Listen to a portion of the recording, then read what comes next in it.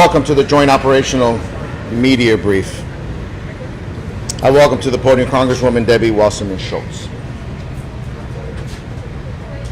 Thank you so much.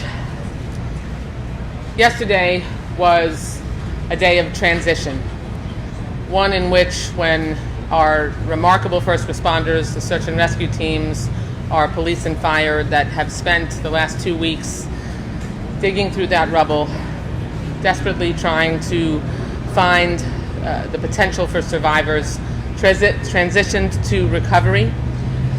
When that happened, it took a little piece of the hearts of this community.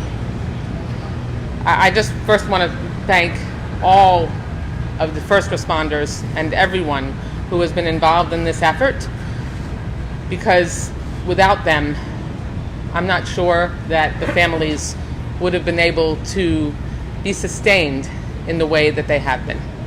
And now we're going to be there for them going forward through the next phase of this.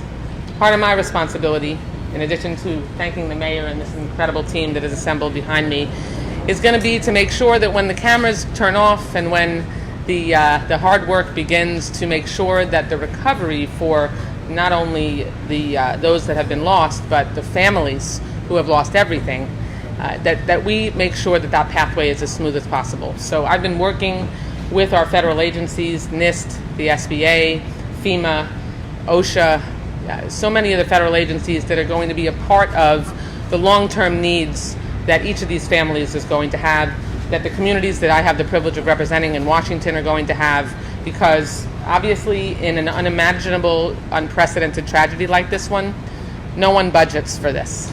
No one plans for the kind of response that is necessary. And so making sure that we stay in this for the long haul is going to be absolutely essential. And we don't know just what the needs are going to be. Some of them are going to be needs that we can try to accommodate by adding to the federal budget.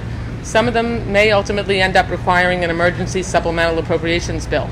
I'm going to be continuing to work with my colleagues here to make those determinations, and also working at the very most personal level with my constituents to see how we can help them just get through the overwhelming bureaucracy that this tragedy has represented. Because imagine being a family who has lost everything, including loved ones, and the devastation that they're trying to climb out of, also having to deal with their lives.